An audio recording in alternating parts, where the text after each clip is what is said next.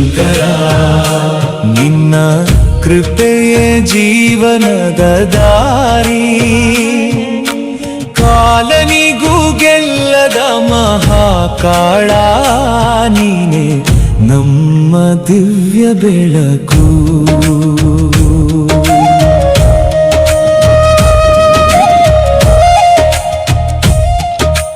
ಕತ್ತಲಿಯಲ್ಲಿ ದಾರಿ ತೋರೋ ನಿನ್ನ ಕರುಣೆಯೇ ಆಶ್ರಯವೋ.